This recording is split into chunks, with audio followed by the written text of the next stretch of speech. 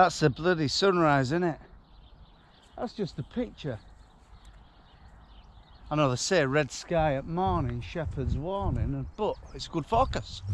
In fact, we should get a fair dry week in this down this east coast. I think Wednesday we could get a shower, but rest of the week good.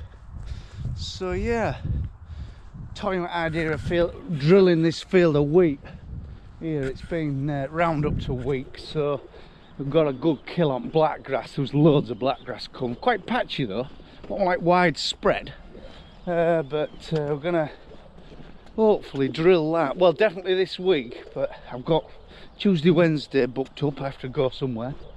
Sort of busy Tuesday, Wednesday, so it's either today or Thursday, Friday. But no, Christ, that is a picture. Can't beat a good sunrise or a sunset. There's not a breath of wind. The turbine, maybe you can't see the turbine. The turbine at the back of my dad's. Oh, there you go. It's not shifting. Couldn't rely on that this morning to boil your kettle. So yeah, we've got a good look on, to be honest. This week looks fantastic. Walking across a big field of wheat at Barley yesterday though, I don't know, I think we've had a seed issue. Either the germination on the seed wasn't very good, or I've had a bit of a cock up with seed rate, or there's been something in drill, but there's half as many plants as what you can see there. So anyway, it is what it is. There's no point in dwelling on things like that or panicking. In fact, it's sisking. Oh no, it's a lie. It's Saki, and Saki's renowned for tillering, so I think it'd be all right. There's enough plants there to be a complete crop, and it will tiller. So yeah, plan is drill this. Oh, it feels nice actually. Yeah, because when I sprayed it, there were some patches what were quite tender. So just inspecting my drains we put in this field at Barley. Running like mad. All of them are running like that. So, and it's dry. So what it'd have been like if we hadn't drained it, I don't know. I'm a bit disappointed with this field of wheat though. This should have been, you know, one of our best fields of wheat we've had, but it's very thin. I don't know I don't think there's a slug issue. I think it's just, well, we've had a dig and we can find grain what are not even germinated, so the germination on this Saki wheat must have been very poor. I mean, but it does tiller. Saki wheat does tiller in spring, so I think it'd be fine. But it's just a little bit of a concern, because this one, I mean, it was fallow last year. First week should have been one of the, you would hope, the monster crop sort of thing, but yeah, it's a bit thin. I'm talking to my mate the other day, very in-depth conversation about how he found and one thing and another, and continuous wheat on some of this this poorer land, all this clayey land, get it in early, and with this toying idea of putting a couple of experiments right, because that was continuous wheat. We had 5 crops of wheat in that. First, second were good, third was very poor. Fourth and fifth, they were coming back to bloody, I won't say first wheat level, but second wheat.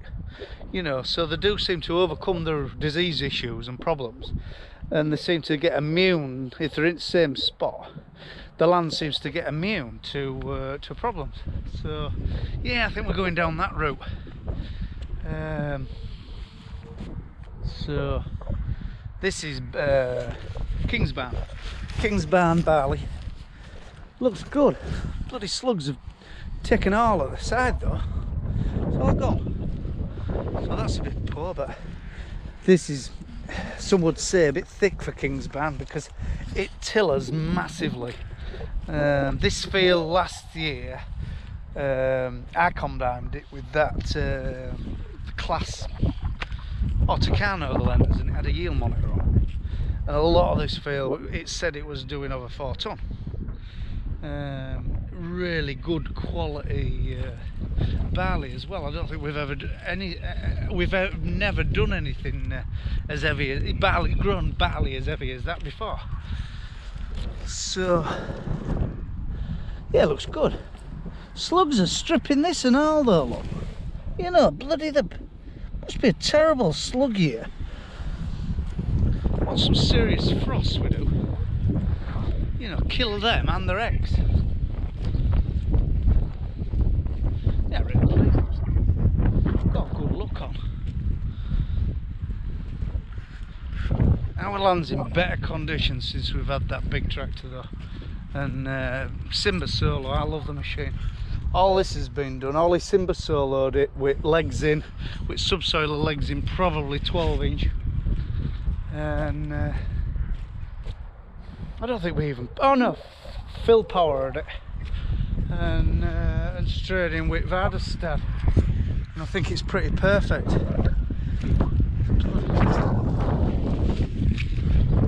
Everywhere.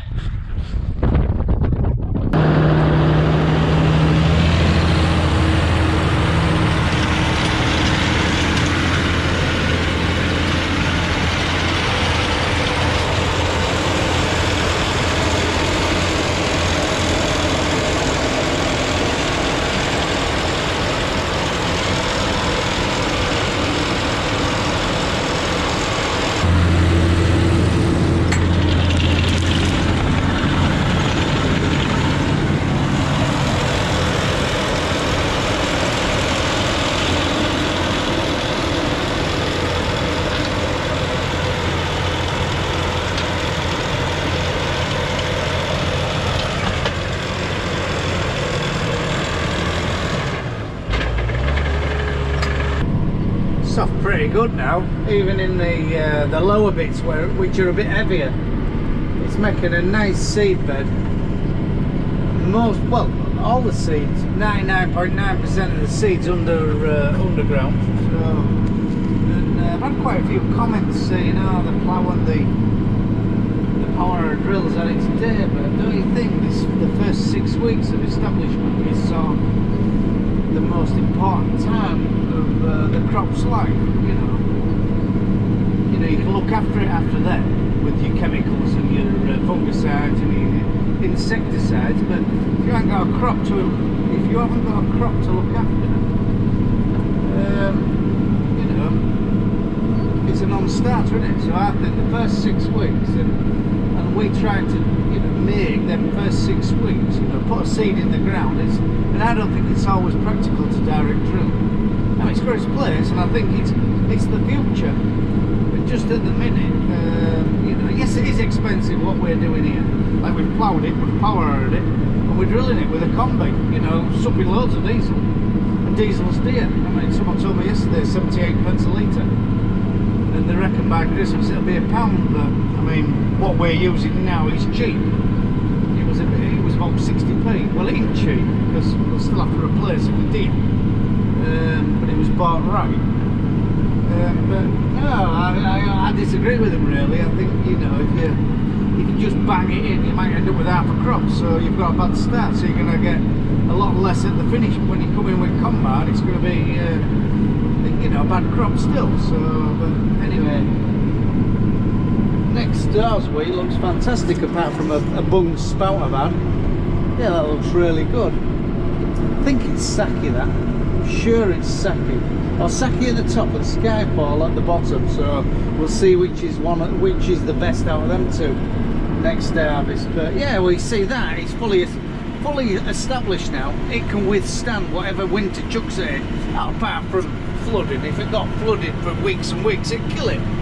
But it's at a stage now where it can withstand a lot of weather and punishment. So, and that Barley's desperate for some manganese. I might even, if it's dry later on, I might put some manganese on it because it's really looking sick. So,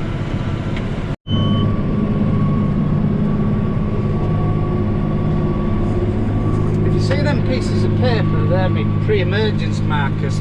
So I've got no markers on this drill, and the card ones, it's not practical to put them on. Anybody run one of these with pre-emergence markers on? Because what do they look like? Be much appreciated appreciate it if you could send me a photo or something, because I need to rig something up. So every tram line, good job it's a big long field, so I ain't doing it very often, but every tram line I'm jumping off and putting paper in, so I know where to drive with my pre-emergence spray, which is not ideal. I mean, it's bad, but it's not ideal. But so yeah, let us know, please. We got Ollie back. Look, he turned up this morning. Straight on his phone. I'm looking at chrome cleaning products for tractors. What are you looking at? What Liverpool use? Chrome cleaning products. Oh, we don't want all that poncy stuff Oh, in here. yeah, it's good tractor stuff. 3 for 16 That's quid. for puffs. No, you'd get a cab cleaner. Oh, it's 8 horse and stuff like that. Is it? Oh, yeah. Cuts You throughout. don't keep your bloody cab clean anyway, so... No, but I'd have a little tray here. Oh, I've seen them. Next you'll be getting them curtain things, I've seen. Not until I get my Scania V8. Oh, you're getting a Scania V8 now, yeah. He hasn't lost, he's still full of a Renault full Magna. of it, isn't he? I saw one yesterday, a Renault Oh. Magna. They look cool. Oh, them big square things? Yeah. Oh, they've had their day. Yeah, but it You looked can get one of apart. them. I saw one the other day and I've never seen one. Did you miss his entertainment? He's taking over now. I've got a man to see about some drainage, so he's taking over. So I've given him a couple of turns and a bit of a lesson in not bending my new drill. And so yeah, so good to have him back. Really, it stinks. He's been bedding pigs up this morning. He absolutely stinks. Did he miss the pigs? No. He hates pigs. So right, we'll crack on.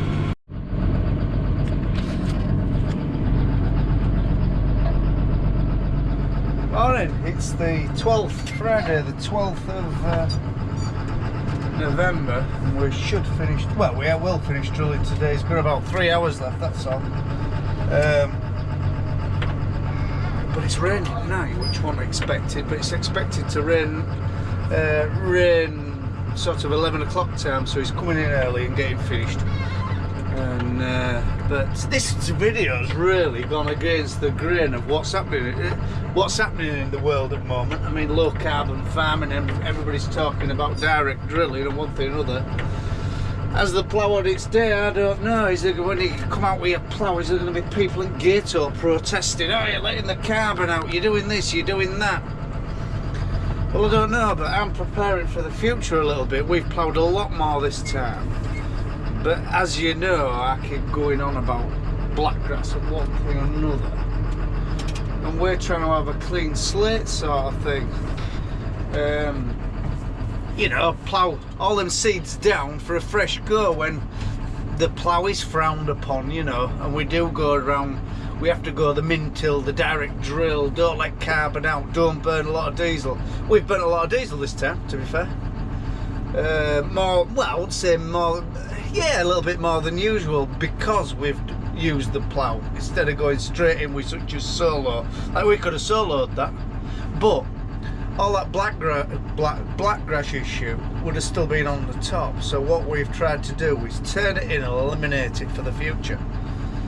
And I think the future is cover crops, bloody direct drilling.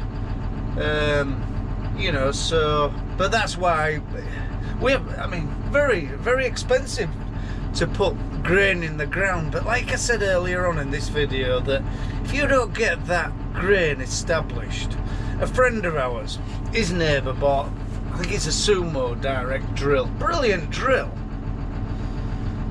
but goes in a great big John Deere tractor, bloody up, down, you know, gets it done instantly, but it looks terrible, you know, because sometimes it comes really wet and it drowns in its little slot. I mean, if it's an ideal growing time and it gets a chance to establish, fair enough, but our land, we need the straw of it. So all them wheelings sometimes need doctrine, you know. If in a wet time you make all them indentations with your wheelings, they need a leg through, you know. So we're going to look into I don't know, a low disturbing subsoil. So we are, because if we just kept paddling and paddling and paddling and didn't lift it up and didn't put some air in it, we'd have nothing but water stood in this Vale of York. Well, on this farm anyway, because it's very low lying, it does stand water. But no, I think, I don't know what the future holds, to be honest, but that's why we've ploughed a lot more this time, to sort of try and battle against our black grass issues for the future. So anyway, right, I'm up early. Ollie's coming in at 6:30 to get finished drilling before it rains. He's only got 4 hours left, so I'll diesel him up and put some seed in, so he's straight out of yard. He don't have to bugger about. And yeah, but if you like these videos, tick and subscribe, or like and subscribe. We do 2 a week, 1 on a Friday, 1 on a Sunday, and if they become quite popular, there's enough goes on this farm to put 3 a week. But I mean, I ain't gonna overdo it and bore you, because it's more of a success than I thought it'd be. We started it for a bit of a joke, and you know, it seems to be fairly popular, so don't know why. But yeah, if you like these videos, tick a like and subscribe. As I say, we'll do 2 a week. Alright, bye for now.